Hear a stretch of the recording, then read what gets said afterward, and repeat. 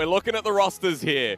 We're just going to show the logo, jump on in, and for good reason. Dominus versus Suning is a testament to where Dominus can stand here in the summer split. If they're really falling, well, they can rise to the occasion and take down the likes of Suning, who are already there standing strong.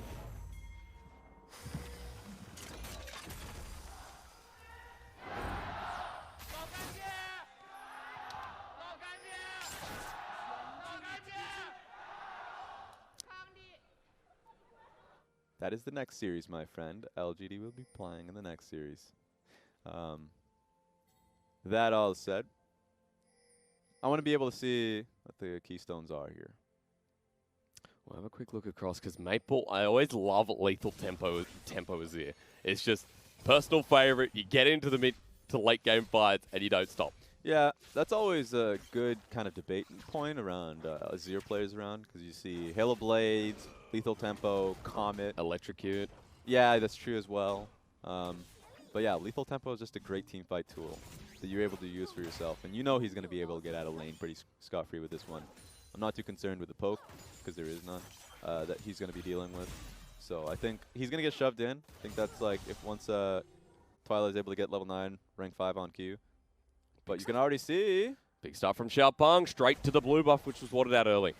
Yeah, so level 1s are my favorite thing, just kind of disgusting because it can, yes. You've been casting with me for too much, for too long. But yeah, sadly in the LPL, you get into the game about 50 seconds in, and that means you already lost out on, you know, where the invade went through, what the ward was. Kindred is able to get the early ward on top of red, so immediately turning into a vertical jungle. So the drafting that Suning had initially, where they banned out the Rise and hoping that they had a strong topside blind pick, I mean, they didn't get that. Rumble on the top side of the map is going to be shoving, and the only concern is that Rumble doesn't have too good of a wave control, probably one of the worst because he has to trade through the wave. Yeah. So Kindred's making the best of it by pathing topside and getting a full clear here. But that does mean you need to get that early ward out. Take a look at the mini-map. Rumble does just that, knowing that Olaf should be in the area. Yep, going to go to Krugs, knows that the red's gone now. That is pretty rough for Maple, but what we expected, trades to be back and forth. Twila does have the shove. Well, for Xiaopeng, he's going to triple buff. He's in a good position. And Twila has potion advantage. And top, not only just of course, both of them have biscuits, but he has one extra corrupting potion to his name. So it's going to be a little bit more of a concern for Maple being shoved in, being out-traded just a little bit more heavily. Makes it so Xiaopeng has an easier bit of control on the top side of the map. So Dominus already starting off this game strongly. That's all you need. This is his mark as well. So first mark going to be taken here by the Kindred jungle. And Xiaopeng to that start as well. He can start roaming up, maybe look towards top side, but good vision control from Biubiu. Going to drop a ward into that try.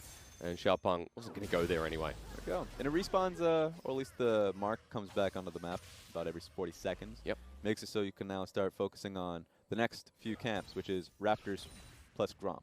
So if Gromp is not on the field for the enemy, if, let's say, Olaf, he had it projected that Olaf is taking Gromp, then he needs to be able to put himself in a position to end up, like, helping Twila shove through mid or going alongside him so he can take advantage of the second mark, which would be the enemy Raptors. Speaking of Raptors... But he's not set up for this. Hasn't been spotted. Weiwei at full health. Xiaopeng going to walk into him. Here comes the undertow, the 1v1. Viking mad. Viking, not sad. That's first blood there going to Suning. Remember what I said before the game even started? Walking into a bush and an Olaf is just sitting in there. There's not much you can do about the matchup. Even though you pick it for the matchup, the range advantage that Kindred would have, be able to duck and dodge with your Q. You don't get that shot when he's already on top of you with the first Q slot. It's just such simple pathing. Gets the first blood, walks to mid, help get the shove out for Maple, who can now back and is in a very good position. Doesn't have to use the TP to get back to lane as well. So away we're already getting this game kicked off. And why we talk about the Olaf in the LPL so common is because of plays like this. Yeah, and so that's something that will start to snowball. He's picked up his blue smite, so the early slow that he will have will compile up with his Q. So just essentially, if Flash is down on a member, thankfully Xiaopeng didn't use his Flash, then he's going to be just jumping on top of you. He's going to get a kill on top of you. That being said, we've had our discussion at the beginning of the game about Smlz throughout his career. Yep. SwordArt's not feeling too happy, but take a look at Smlz. He's going to be on the pro view for the LPL side on Doyu and Huya. Makes sense. I did hear that they started charging now, so okay. It's not a free experience anymore. I'm glad. I was saying that yesterday or the day before, so That's not too good. But Maple in the mid lane. This is a trade he doesn't want to take. Twila, by the way, has hit level 6 here, so Pop Blossom ready. For the bottom lane, you're seeing trades go back and forth now. There is a pro view focus on Smlz, who's had to back away, but has the TP to get back into lane after picking up a BF sword in his first back. Yeah, and that's going to be the most influential part, coming through with his BF sword. Now, remember, the auto attack range that you have is the reason why Caitlyn does quite well in the matchup. The only concern, once again, is the fact that now you have to start taking the Sivir Q into account. She can start landing that on a champion as long as Mark is able to nail his own. Now, remember, he's low in mana, so it's going to be a lot easier for GALA and Mark until they expend their own teleport, get back to base. But it's time to look to the top side because Xiaopeng is making the move, but spotted out, going for Krugs. Now, not a mark up here, but assuming that Weiwei is going to be nearby, he proxies away for a bit into Biubiu underneath the turret, slicing Maelstrom. That's the outplay you need to see. Chanhong goes down. The equalizer comes late, and Maple to get into the play. He's done enough. The Emperor's defied. Slices DMO. They had no idea where Maple was. He comes out of nowhere, and he gets the second kill for his team.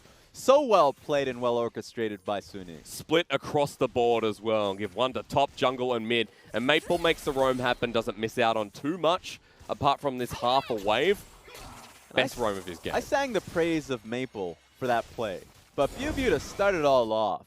The moment he saw Chanhong got aggro, with that, he was like, all right, I'm in there.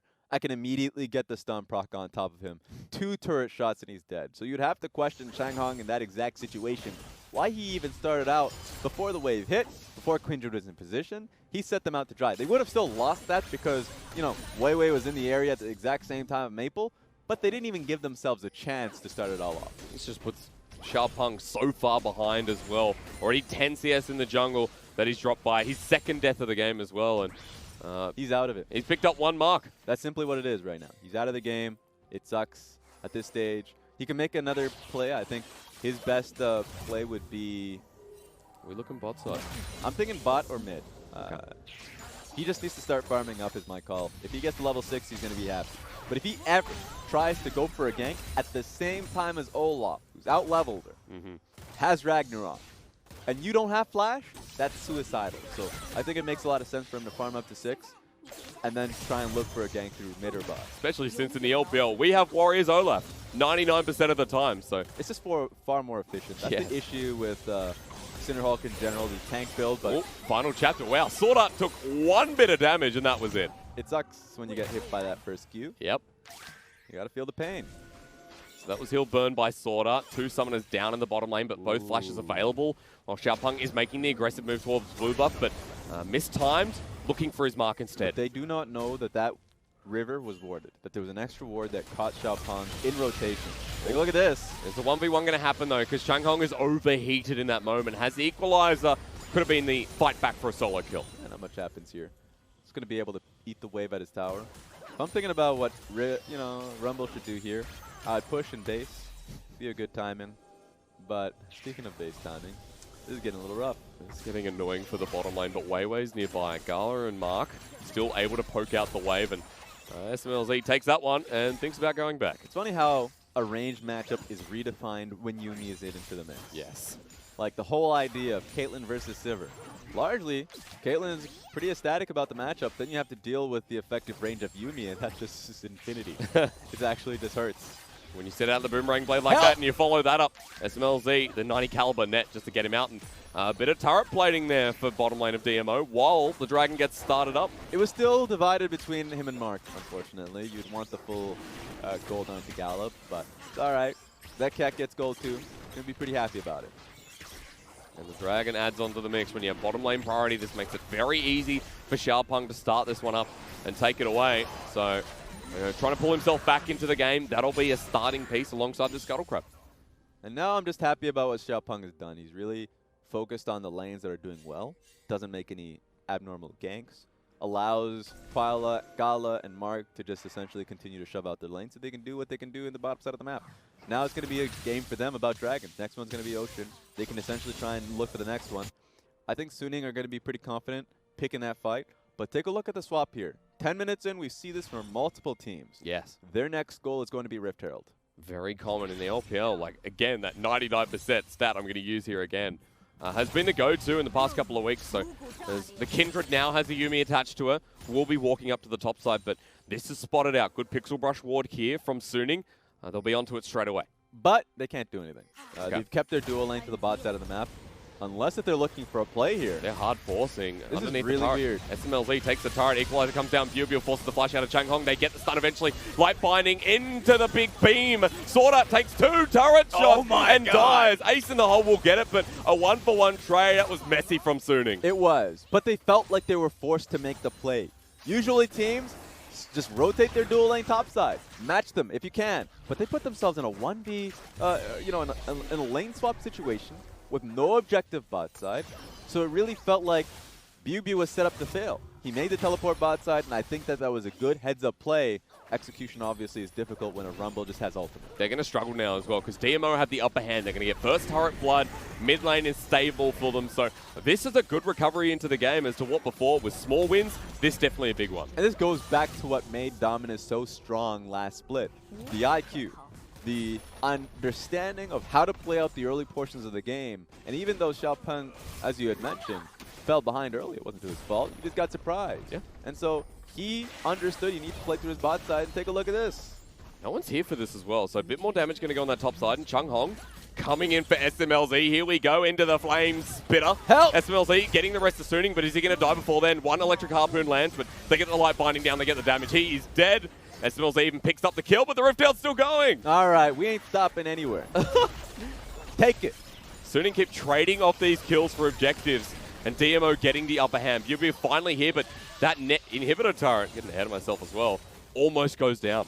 There we go. You want to keep it up, though. You want waves to be bouncing up top side for as long as possible. I would actually be upset if the top lane turret went down, because my concern is that you have waves still continuing to push top side. Biubiu would be able to hold the wave and essentially like freeze up and challenge Dominus to make a play on the bottom side of the map. Now, it's still Dominus having, of course, the ability to play aggressively bot side with, Suning not having a numbers game. But I think it's still a good idea to hold that top lane tower. And although we see a longer lane in the top side, we've got a similar scenario in the bottom side as well, where GALA has gone back to, going to farm up and work towards that second item. You can see for both AD carries, Essence Reaver versus Infinity Edge, Smlz, just raw hardcore damage to kick us off. Okay, that makes sense. Of course, the ultimate damage is one thing you're looking for. And on top of that, the crit chance increase, not the crit chance, the damage on crit chance increase when you're able to hit your autos is a positive. I think that this, not much is going to be changing about what Suning does well as a composition, which is group up, try and siege. That's something that I would love to see. Alongside a Lux that's actually highly underrated. Good steal here. Yeah, it was a nice one for Weiwei, just with the undertow and Smite combined. Still looking for something. Now, this is dangerous, but Weiwei is about half a second late. Had no idea who was in the bush, but always got to throw that axe just to see. Now they put themselves in a good spot. I mean, right now, if you're looking at where Kennen is stationed, he's just in a good placement just in case anyone comes in a flank. Always there for his teams. Now they're going to be able to take this turret. That's what their composition is set up to achieve. So still through the mid lane, they're going to find a pick onto Twila, who gets half health but not burnt out. They hold this turret, but look at the top side of the map. Chanhong is just pushing away. Will get the wave back up once again, but with no vision in the top side jungle, Suning can make a play. I would love to see Chanhong rotating into the play for his ultimate. I mean, this is just going to be the same thing you'll be seeing for the next 10 minutes. Suning grouping up for mid lane outer turret, inner turret even. They have a great amount of range, and even more threatening, the Lux binding is going to set up for literally everything for Suning. You need to try and find that flank to break it up. Chanhong is the key. Not only that, if they get caught out as well, let's not forget for a team like Suning, the catch potential's still there, as we talked about how this comp actually works. And setting up towards that Ocean Dragon, we might see it in fruition. We said that Suning would try and contest for it this time round, and they are. They're in the area. At least you got your demand though, Raz. Chanhong is now with the rest of the team of DMO.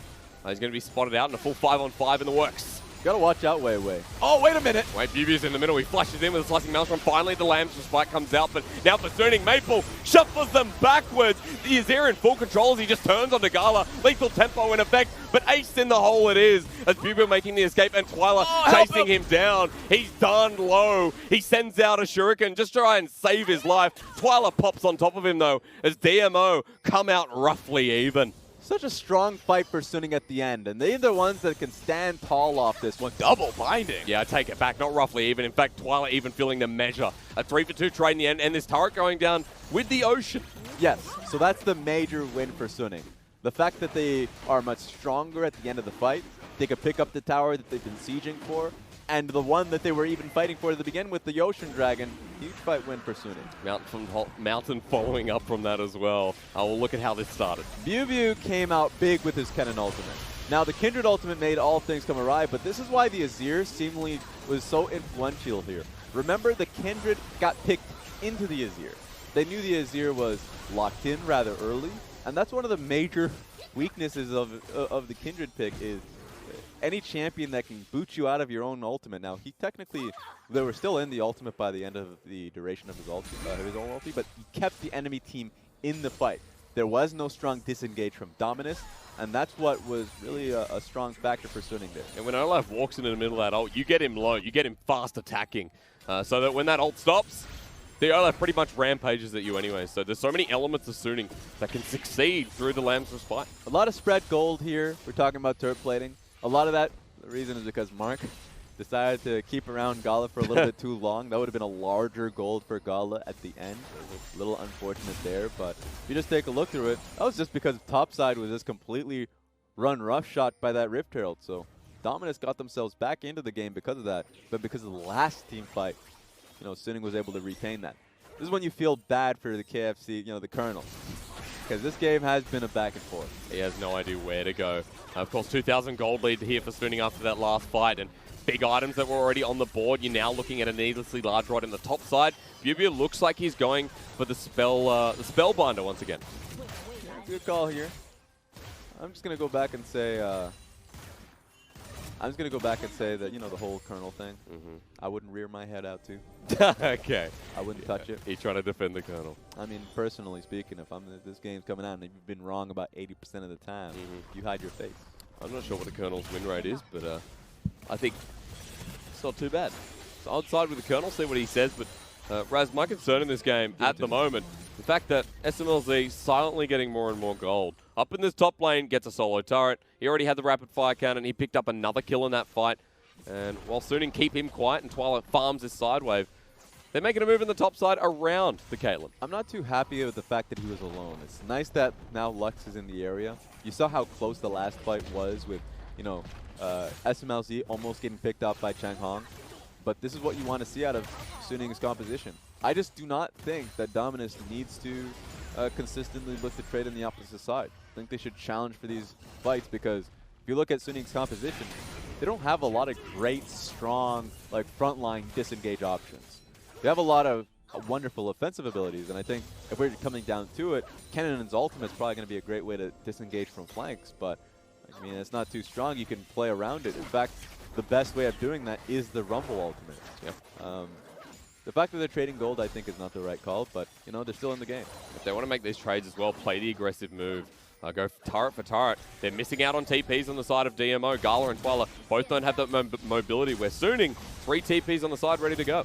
And I think at the end of the day, Biubiu will be happy on side lane, so he's not concerned about anything happening on the bottom side of the map. They just opened up the top side when Baron is coming up in 40 seconds. Yeah.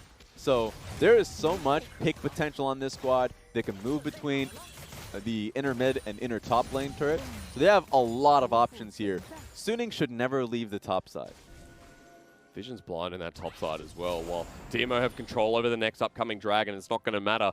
Vision just cleared by Suning. 20 seconds till that Baron comes up. And that river is dark as anything. Yeah, they don't know that just yet. I think they haven't really popped their red trinkets. You're already seeing them start to. So red trinkets up and running. And I don't remember. There we go. Even Ken was able to use it as he was moving towards the bottom side of the map. So here's the siege that we've been looking for. I love Suning playing the aggressive factor in this top lane turret, but there is so much wave clear here from DMO. hard for them to continue the siege, just back to the river again. That's why you'll see the top teams, and this is a good challenge for Suning now, that they'll have both mid and topside waves, at least the waves that they're rotating with, crash at the same time. So they truly do have an option of bouncing top, keeping one member there, and then moving to the bot mid lane. Ooh, hello on the hunt into Smlz, forces the flash. GALA, 2 ults for the bottom lane duo of DMO. TP comes in from Biubiu. And Weiwei took a lot of damage. They can't even counterfight off that one. So they're going to lose a lot of vision off this. This is the concern you probably had about that Warriors Olaf. Yeah. Great snowballing potential, but you don't have much of an HP to your name. That's right. Weiwei not even towards the Black Cleaver for an extra bit of health.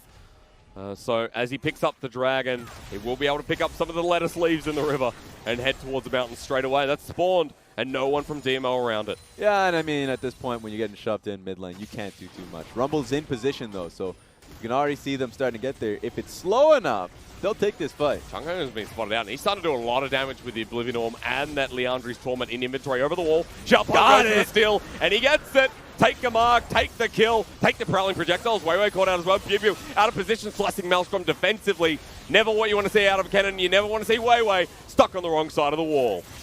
He didn't have flash anymore. I don't think we saw how he used flash, and I want to find out. Sir? I think he used it to get away. We'll find out. Investigative Raz is on the case. But now, 20 seconds, Raz with no jungler, 4v5. DMO see an opening, it looks like they're going to take it. Yeah, but I think Suning have to slow them down. You look at the composition Dominus have, they don't have any tanks. They can be stalled here at this Baron buff, but man, are they burning with the double mountain. Double mountain dragon that comes through means that now Chanhong can zone off, the rest of them can continue doing it. Biubiu does not have ultimate, but has flash SwordArt with the light binding on a GALA with the final chapter. Pop blossom with the flash down. Immediately Twila makes his name known again. The Lambs respite the Baron. Everyone lives, and that is what you want to see out of the team fighters DMO. So well executed.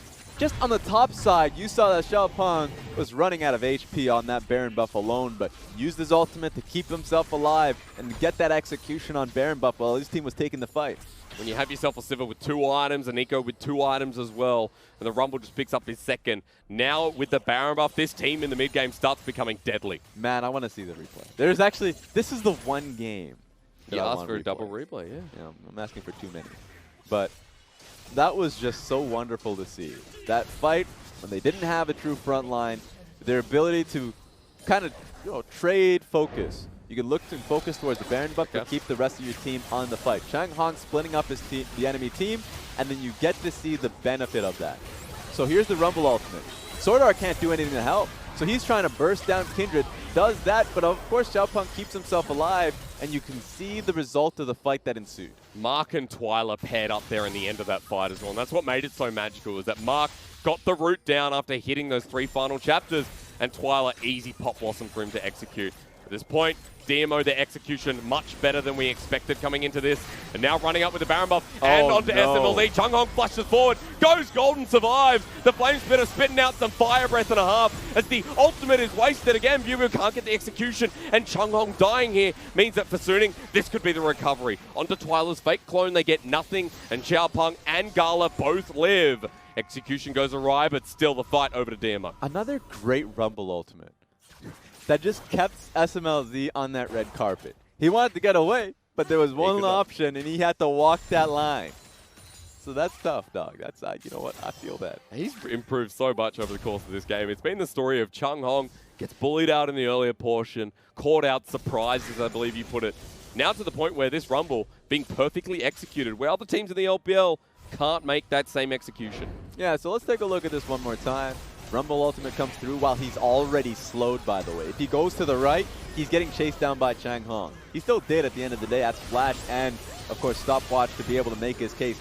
Snare, exhausted. Biubiu couldn't take that fight. It was rough as well. The Pop Blossom and the Slicing Maelstrom both used defensively, but rather just negated Biubiu from ever getting on those 3 members. So with DMO playing like this, they're still in control. They still have 50 seconds of Baron buff left. This is the type of game that I've been wishing for and waiting for. Like, we've seen so many snowball type of scenarios with one of our best teams, with FBX, EDG, Invictus Gaming, even to a certain degree. When they take the field, it feels like a snowball. this time around, this is genuinely a back-and-forth experience where I have no idea who's going to be able to take this one. I will say for certain, Chanhong and Twila are playing up massively. We wanted to see the best out of the solo laners of DMO, and I think we've got it at the start of game number 1, but now it still comes down to that execution. Triple Mountain on the menu after this push, but Smlz alone. You can't be alone, especially in range of the Q from Mark, but if they're able to get out of this, it's just a lot of damage. Biubiu in a great flanking position, but didn't have the flash available, so he's going to let that one go alongside the inner turret in the mid lane. You always have to be aware, cognizant of the free poke that comes with the Q from Mark. That slow is extraordinary, and it does some damage on Smlz, so he needs to be aware of that, just in case if there's a follow-up from GALA's Q. Same if I'm thinking about Twila as well. Here we go. Trying to pick on someone. May have found a cheeky Olaf. Won't get the third proc here, but Wolf goes back to position. While GALA, with his wave clear and his boomerang blade, starting to throw some cheeky pizzas out. This mountain, they have control of it. Yeah, but that's forcing mid-priority from Suning. I wonder if they want to contest this or if they wait for the next wave and start shoving that out. GALA poked out a little bit. Can't get the spell shield off. Positioning corner right. Nope. Triple Mountain just given over. That's a feels bad. At this point, suddenly, next Baron, you need to be in positioning of that. That is so much damage on the side of Dominus, and you saw how quickly they were able to just burn through the last Baron buff. This one's going to be easier if it gets to that point. Sacrifice the quid pro quo, Suning say. They head to the inhibitor turret. Now this might be a bit of a bite, but getting the inner off mid priority is still a small win. If you're Suning, start backing into Fog of War and make the best opportunity with SwordArt's Light Binding. If you can make that call, a Zir ult to follow up, that would be your ticket back into this one. Yeah. Also, that Slicing Maelstrom, 3-4 members. It's all about timing. Yeah. Because if you make that call, it's not even, in my mind, a good call with Xiaopeng still holding on to his ultimate. So it's really just a mind game about if you can get a good burst onto Xiaopeng to force his ultimate out, get the Azir ultimate to follow up, cannon ultimate to end the Kindred ulti, like all of this comes into mind, so you have to think of someone to start off this fight and be able to peel Xiaopeng's ultimate off him. I think it's going to be the life binding from SwordArt. Okay, we'll keep an eye out for that because SwordArt going to be crucial then. But for DMO, hovering around this next Baron, which spawns in 30 seconds. Also want to point out there's potential for the cannon to just burst people down and stun the Kindred before she could ult in a rare case. So there are so many elements at play here for Suning, but the advantage still to DMO, the pressure on SN. Yeah. You can see right now GALA's trying to position himself to make the best use of Mark's slow and poke. Nothing really coming about it. Infinity Edge, by the way, on GALA, if we haven't noticed there. Almost towards the fourth item, which is going to be a Morph. Smlz trailing here, but has opted in for the QSS. So 80 carry measure still there.